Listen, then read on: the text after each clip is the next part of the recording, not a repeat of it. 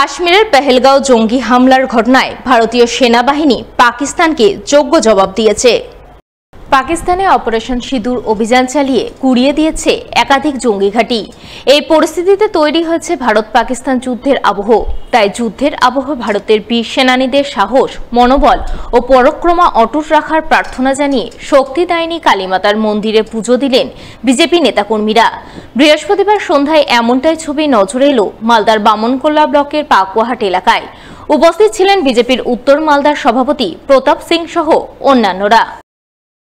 ভারত আবার জগৎ সভায় শ্রেষ্ঠ আসন লবে, আর পাকিস্তানকে তার উপযুক্ত জবাব দিয়েছেন আমাদের বীর সেনানীরা। আজকে আমরা মায়ের চরণে আমাদের সৈন্যবাহিনীদের সফলতা, মনোবল যাতে অটুট থাকে, দেশের যশস্বী প্রধানমন্ত্রী যাতে সঠিকভাবে নেতৃত্ব দিতে পারছেন, আরও যেন উনি দীর্ঘায়ু হন এবং ভারতবর্ষের আমাদের যশস্বী রাষ্ট্রপতি থেকে আরম্ভ করে আমাদের স্বরাষ্ট্রমন্ত্রী অমিত শাহ সকলে একযোগে এক মনে 140 কোটি ভারতবাসী মাথা উঁচু করে আজকে রাখার যে সংকল্প করেছিলেন, সেটা পাকিস্তানকে 9টা জঙ্গি ঘাঁটি গুড়িয়ে দিয়ে প্রমাণ করেছে। তাই আমরা তার সফলতা কামনা করছি। বাড়ির বাইরে বেরিয়ে গত 7 দিন ধরে রহস্যজনকভাবে নিখোঁজ অষ্টম শ্রেণীর এক নাবালক স্কুল ছাত্র।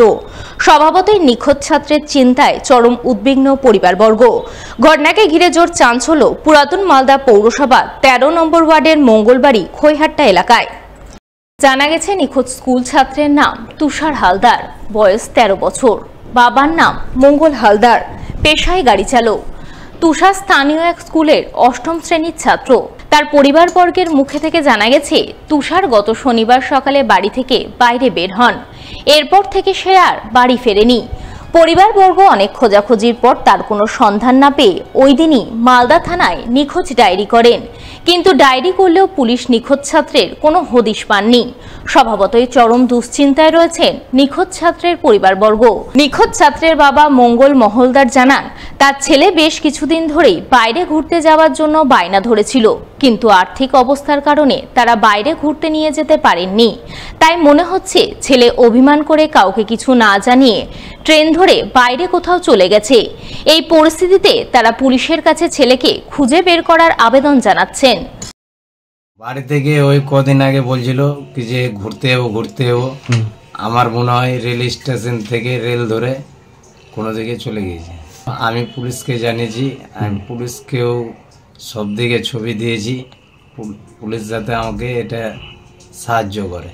আমাদের মনে হয় ওই ঘুরতে যাওয়ার কথা বলছিল, ওই জন্য বাড়ি ফাঁকা ছিল। তখন 8:30টার দিকে বাড়ি থেকে বেরিয়ে রেল স্টেশনে, শনিবারের দিন রেল স্টেশন থেকে গিয়ে রেল ধরে কোথাও চলে গিয়েছে।